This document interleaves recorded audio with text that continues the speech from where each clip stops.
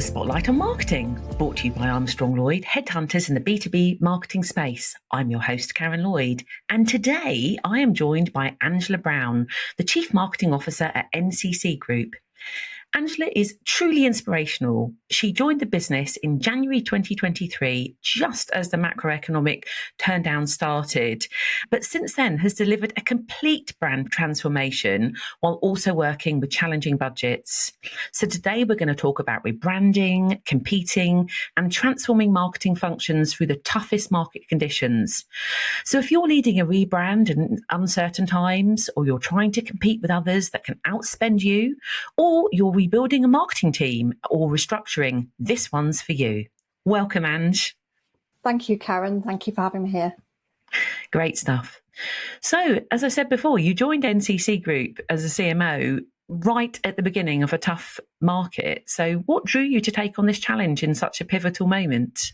So when I started, the functions within the CMO, what is now the CMO function, were kind of separate. So marketing was separate to communications, was separate to government affairs. And we didn't really have an analyst relations or industry analyst relations sort of function to speak of. So the challenge of bringing those together, from the look I'd had at NCC, it had all of the substance, but what it lacked perhaps was the kind of style on top. And that was really foundational for me, because I think, I wouldn't want to go into a business leading where it actually wasn't structurally strong from an insight perspective, from the work that they did. So all of the ingredients were there. So I felt like a bit of a kid in a candy shop, really, with all of the opportunity. I could just see it in front of me, and it was kind of irresistible. And the people that I met were just fantastic. The purpose of the organisation, everything aligned in a really good way. So yeah, that's what drew me to take the role. And the thing is the economic turndown wasn't just for your business, it's for everybody, wasn't it? So it wasn't just that it was a challenge there. Wherever you're going to go, it would have been a challenge, I guess. I guess it was. I mean, we're a tech services organisation. So we're a business resilience organisation. The main part of our business is cybersecurity services.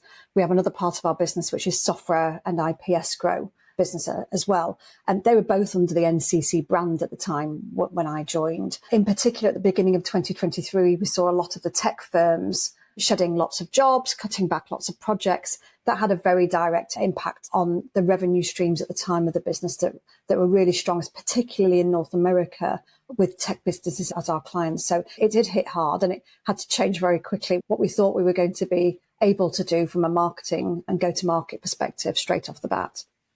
Exactly. And was that the reason that you decided to go for a complete rebrand at that time, or was there something else that sort of instigated that? No, so coinciding with that was a new CEO had been in place for 6 months. He developed a new strategy for the business to globalize the business, but also recognized that having two very different businesses under one brand was quite confusing for the market. So there was already a strategic imperative of one of the 4 pillars under the strategy to create differentiated brands. So we knew we were going to have to rebrand and rename the software escrow business. And then we were also looking at what we did then with the cyber business. So that was always going to happen. But how we made that happen was a particular challenge in then what was a difficult time. So, in the April, I joined in the January. In the April, we had a profit warning. So you can understand the impact that would have had on the business as usual budgets and the brand budgets as well. But I like a challenge, so it was quite appealing to me still. No, exactly. And what was your approach then with the reduced challenging budgets? What did you do? What was your strategy there? So there was 2 sort of sides to it, really. One was, maybe 3. One was actually because we'd restructured the business, or we were globalizing the business. So the business had always been international, but I think it was very distinct regional businesses kind of underneath that as entities. And what Mike, the CEO, did was kind of globalize the business, and now it's one global business. So I had to restructure and change the team structure anyway to reflect and face into that, so that we could be effective straight off the bat. So there was that kind of restructure.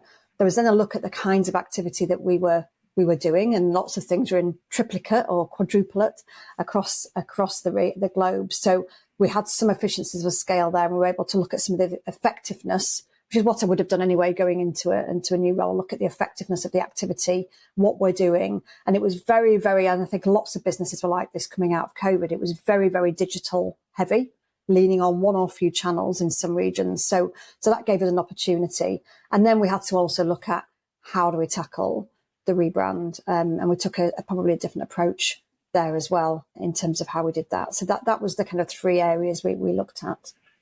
Okay, brilliant. Let's look at each area one by one then, and let's start with the rebrand. So could you walk me through sort of what your approach was, the rebrand, and how you started that? Yeah, when I sort of started about it, I didn't have a brand team, didn't have a dedicated brand team, still haven't in-house, but we have done a lot of work in-house as well.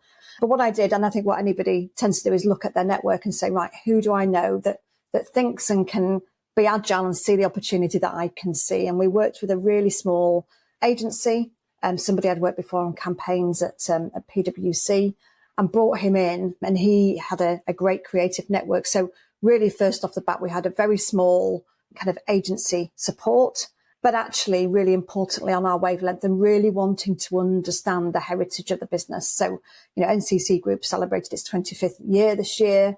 And actually there's a lot of really rich heritage in both parts of the business. And we wanted to see, how do we carry the best of that forward, but in a way that's kind of future-proofed and relevant for the future and who we want to be as well. So we brought in a small agency. We did a lot of work talking to people, looking into what we wanted to carry forward, what the kind of the double edge of the sword was and how we were perceived in the market, did all of that work and worked with a small agency. And started off, we didn't try to do both businesses at once. We started off with our software escrow business first. That was a smaller part of our business. And I'm glad we did that, because with everything going on in terms of go to market and all of the changes we're making, we would have been biting off more than we could chew to try and do that, because I think it's very easy to underestimate. It's not just the brand redevelopment, it's actually the rollout and how you're going to do that. And again, I didn't have a brand team, so we really had to think carefully about all of that in the way that we planned and approached.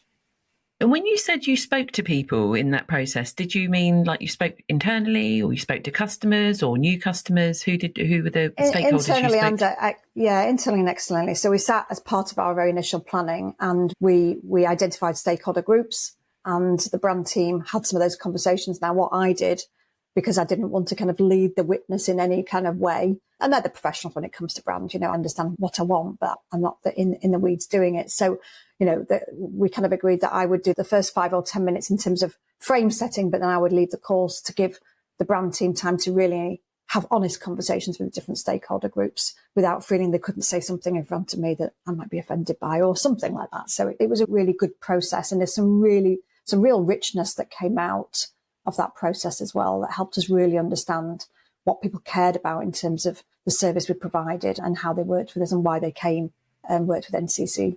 And in the user groups, the people you had, so would they have been only senior leadership? No, we made sure it was really all the way through, from kind of junior people, because some of the different products, it depends what the products are, but they're not always senior buyers. And so, we wanted to make sure that we had that view represented, because we didn't want to be a staid, old-fashioned brand either. We wanted that freshness of perspective. It was a kind of, up and down and across kind of look at the stakeholder group that we talked to. Great. And then the agency then ran the feedback and then, consolidated it. Yeah. And I think one of the really important, the managing director at the time of that business was a really strong sponsor and a real believer. And I think it's very hard to do something like this unless you've got somebody with you thumping the table. And we were absolutely aligned in our approach, in terms of pace, what we were looking to see. And that's really important. I used to have a say, nothing goes anywhere without a sponsor. And that's anything in an organisation. And so it was really important. And he was involved at all the key steps. We'd agreed all the milestones. So he had that visibility. He wasn't getting anxious. And actually, we made a decision early on. This was not going to be a decision by committee. This was him and I as decision makers. We would keep everybody informed. We would take them on the journey, but we weren't acting on everything everybody had said and making changes all of the time. That was not how this was going to run. So we were really clear about that, because I think the culture of the organisation in the past had been almost everybody has a say. I can't make progress at pace if that's the way. And to be fair, everybody accepted it. And I think because of the way we engaged them through the process and the outcome they're really happy with, it worked really well. And we didn't really get any resistance to that either. So that was good. And I would say you have to think about that sponsorship and ownership and be really clear between, we were really clear between the two of us who had the ownership. And, who had a veto and all that kind of stuff. So it worked really well. Well, that's really brilliant, because when there's change in any business, there's generally some pushback or someone doesn't like it, no matter what the change is.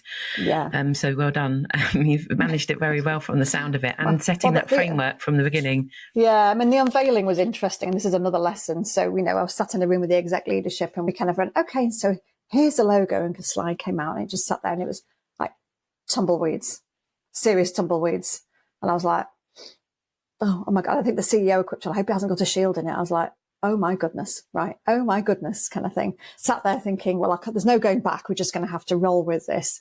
So tumbleweeds. And then after that, we played a kind of reel of what it would look like in situ. So we mocked up loads of things and we brought those out. And then they were like, oh yeah. And then all of a sudden they kind of fell in love with it. But don't overestimate people's ability to join the dots from vision to creative to even the actual finished product to actually how it will work in real life.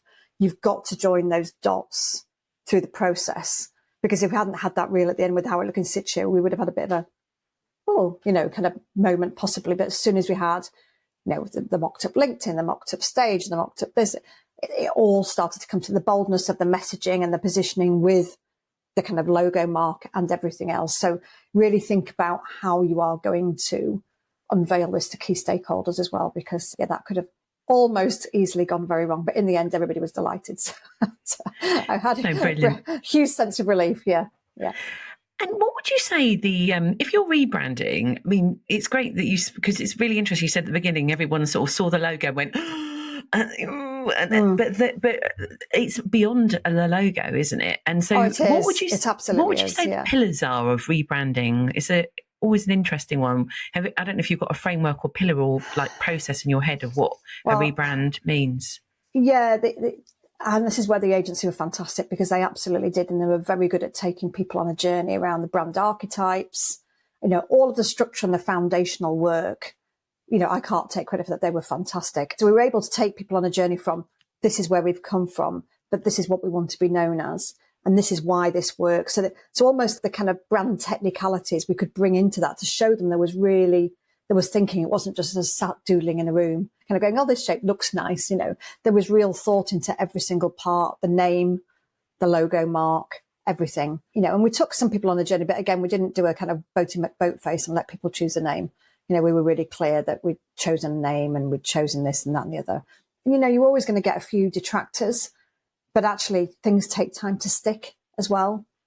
So I would say don't kind of, don't flip just because a few people afterwards have expressed some kind of reservations. Think about the future and things, familiarity plays a really important role. So I would say having those foundational things around the brand, the heritage, what we're taking forward, what we're not, be really clear what you're not taking forward with you. And, I've always been a believer that the brand in the look and feel and everything it does and the story that you can speak behind it has to work really hard for you. And certainly when we did the NCC brand refresh, that was a really key part for us, is making every part of that work super hard for us in the market.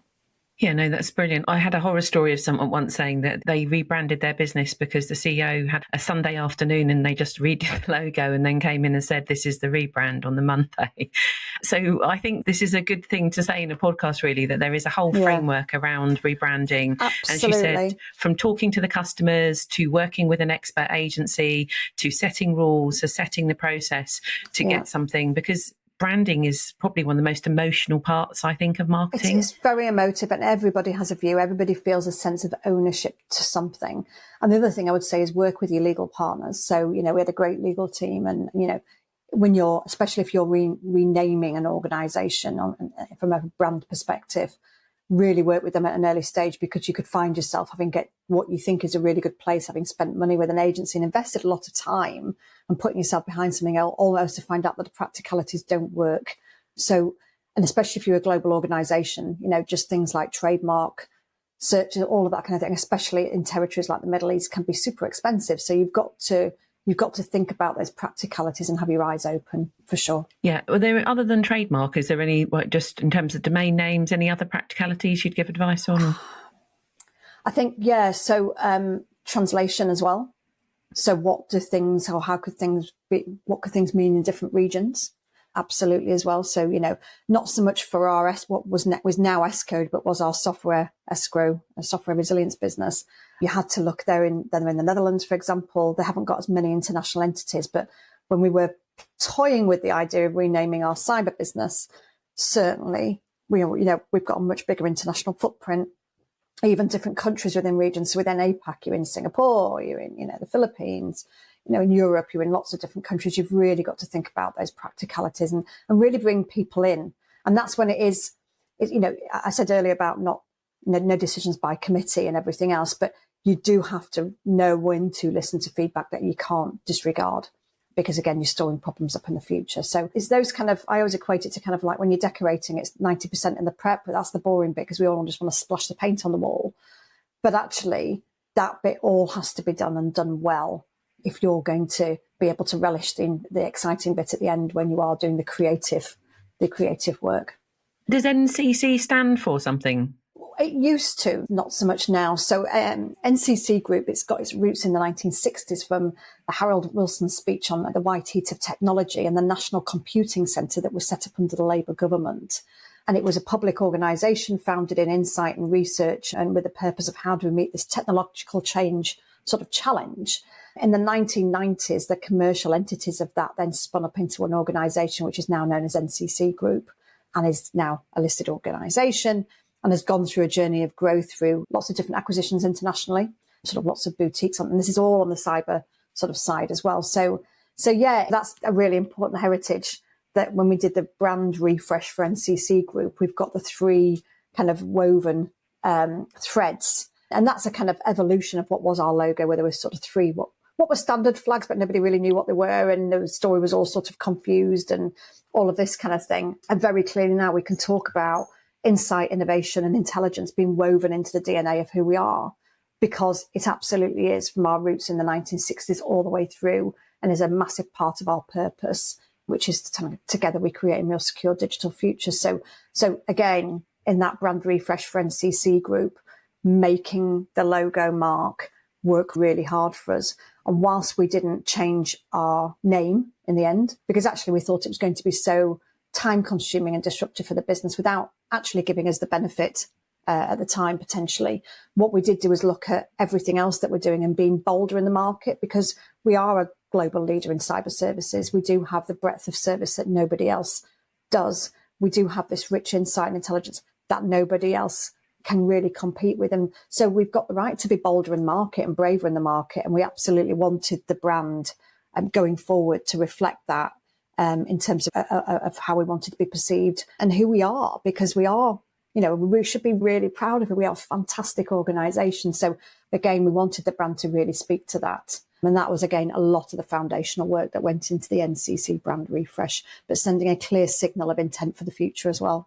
Fantastic. Well, congratulations. It sounds like Thank you. You nailed it. And, the most importantly, it's working in the business and, even with your customers. So it's a win-win. Everybody's very proud. It's great. Yeah, we're very happy with it. Great stuff. So the other pillar we were going to talk about was how you restructured your team. So how did you restructure your team? What was the process of looking at the whole, I need to change this. How do I change this? How do I restructure? How, if someone else is in that shoes, what's the sort of process they need to go through? So we were going from this kind of siloed regional business into a global organisation. And I'd come from one of the ultimate matrixed organisations, which was PwC. So I had a view of the kind of structure, but we certainly didn't have the kind of, I would say, army, always got huge respect for my colleagues at PwC, but we weren't of the scale and we couldn't pretend we were ever going to have it. We're an organisation of about 2,500 people. So we had to also be realistic. It also coincided at the time with the cost challenge, to be frank. So we had the market downturn in that beginning of the first half of 2023. We were one of the first to react to that, actually. We'd had to lay people off. That was something not in our history. That was incredibly hard as an organisation and incredibly hard as new leaders to try and navigate as well for our people. Really a difficult time, but it also had an impact on budgets. So again, we had a very practical kind of barrier there to what we wanted to do. If you approach this the way I approached it was to look at, right, what is the structure of the organisation? You need stakeholders, need somebody to face off to. So you needed that kind of coverage. You needed a breadth of change. So we have, how we were going to structure comms. When I started leading the team, we had a lot of internal communications people, but probably one external communications person. Well, that wasn't where we wanted to be. We were, the strategy of the business was to be client-centric, market-led in terms of need. And so we really need to be more on the front foot. So we kind of pivoted the bias and within that team to be much more external facing. At the same time, we were going through a huge amount of change. So we still needed really solid internal communications. And whilst we had a lot of internal communications people, they were quite, junior and early in their career and didn't have that change experience. So very early on brought in quite a heavyweight internal comms person who could work with us to really ride through that sort of transformation and change that we were really, and the journey we were taking our people on. So that was one of the things we did in communications. With regard to marketing, it was really looking at the matrix and the way the organisation was going to be structured across regions, across our services and capabilities, and also aligned to what we call, industry speak verticals, but that's sectors and industries. So we made sure we had that clear. And the other one was looking at digital as well. And when I looked at the experience in the team and the locations of the team, so we had a lot of global roles in quite expensive places like San Francisco. So we had to look at actually how did that work in North America, and also look at the experience. So it was a very sort of middle top heavy team. There weren't really many. It was probably one sort of junior person in the team. So it didn't feel like there was an engine, and we had lots of our experienced people whose minds I wanted to kind of work with were sort of really down deep in the weeds in terms of, setting up campaigns and all of this kind of stuff.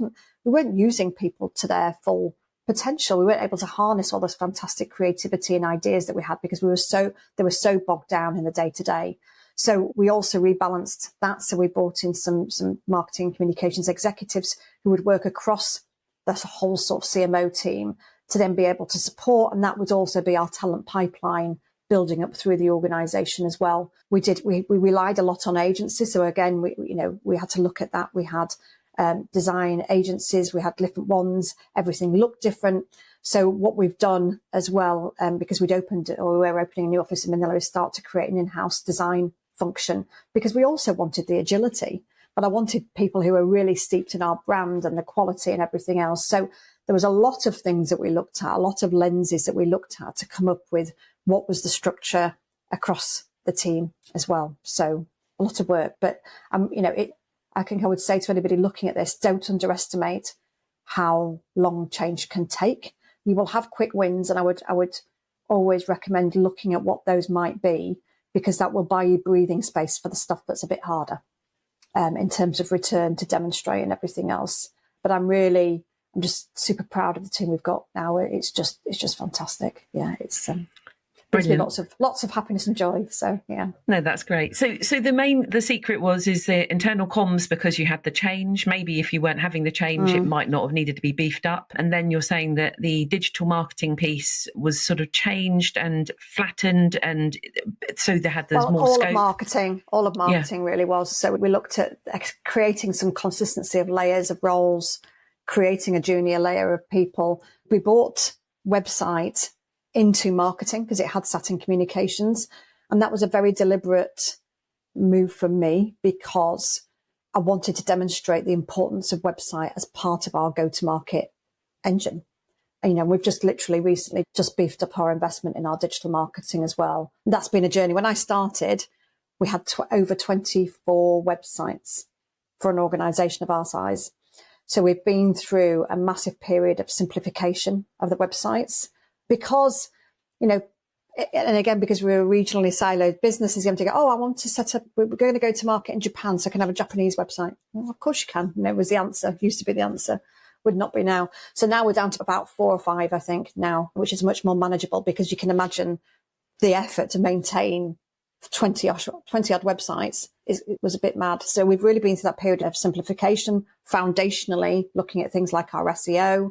So there's all sorts of work even within the teams that have been going on, but certainly that digital channel and the buyer journey. And, the buyer journey has been changing so much in the last 3-5 years, but really starting to focus on that will be one of our focuses for this year. So, yeah. And this year, I know you brought some AI focused people in this year as well. So Just looking at that now. So Okay. we've definitely been working with external advisors from, in terms of training and everything else, because we wanted to start changing the mindset of the team. And again, a bit like when we brought in, some kind of more junior people within the team, as to free up the minds and the potential of our, more experienced people. I think AI has a massive role. I'm probably more cautious in my approach to AI than some people are. I know some people are going full pelt. I look at it as a marathon, not a sprint. So I'm being very considered in what the structure of the team might look like working with AI going forward. There's a huge amount of effort and work that has to go into setting up AI properly, from your knowledge base, your training, all of the right things. And what I don't want to do is layer AI, because I'm excited about it. I want to get moving. I want to demonstrate I'm all over AI, is create a layer of AI over everything and actually create more, or multiply and kind of magnify the complexity of the things we haven't got right within our structure and make it difficult for the future. We've really got quite, still got some foundational things we're just bolting in.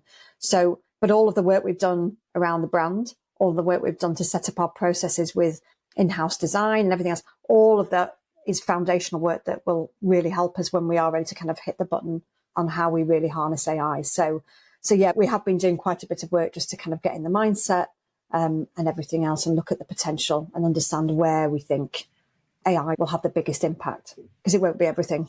We talk about AI as like it's this blanket, but it's got so many different pockets and so many different uses. Yeah, you think of the systems you've already been using. So Salesforce has already got AI in it. Lots of systems have already got AI in. So again, within the systems we're already using, are we using the kind of intelligence within those systems in the way that we should be? And, probably quite often the answer is no. So let's get that right first as well. It's not just about, oh, hey, let's go on chat. Let's use this. Let's use Gemini. Let's use Midjourney, or whatever the millions of different platforms are. It's about actually what's the intelligence within and the automation that we could already have that we haven't really harnessed yet, and looking at that as well. So that's what we're doing at the moment.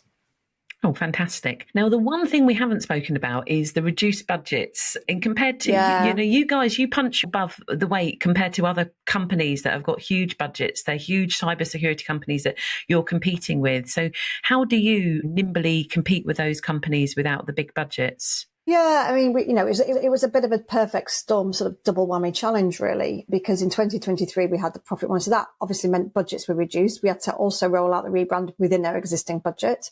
And then we were competing on the cyber side, especially in a very highly competitive market, against people who were private equity backed, had done serious, different rounds of funding, had very deep pockets, and were able bluntly to splash the cash. And that was really quite hard. There were some things, and again, it comes back to that initial review. You just lift the lid and you look at what is actually making an impact. And you just get quite, you have to be quite clear on, we're not going to continue this as it is, because this is not delivering the kind of impact. And I'm not going to put this amount of money on a slide and go into the CEO and say, I think this is a good idea, because I don't. So we're going to stop doing that right now. So you have to be quite brave in just following your instinct and look, be data. I know there's this kind of being data driven, but I think there's a nuance to that, which is be data informed as a leader in marketing and draw on your experience. When your gut's telling you this is not good. Right. So rely on that. Don't waste lots of time trying to validate what is a good or a bad decision. Just move forward with it. Put your authority on it, I guess. So we had that look. We kind of looked at the budget in a different way. And what was also clear was that we were very heavily dependent on digital, especially in big areas like North America. That was really sucking up quite a lot of our budget, but the effectiveness of it had been waning over time because the keywords becoming more and more expensive, very increasingly competitive market. The team there at the time, I met quite a lot of resistance when we talked about events, getting our people in the market. We're a services business, so based a lot on trust, on relationships and everything else. You can't build relationships from behind a laptop. You need to enable your people to be in the market. And actually, once people meet our people, it's a very easy sell because we've got fantastic people. So we had to start getting our people in our marketing, but we had to start helping them enable them be in the market. So I met quite a lot of resistance, and we don't do events, right? And I had to pretty much say, well, you do now, and this is what we're going to do. And, I really had to get in with the detail and get my hands dirty. And I was kind of player manager for a good couple of years, to try and lead that change by showing and doing to pull that change through. But I would also say a lot of this becomes a lot easier when, you've got the right team.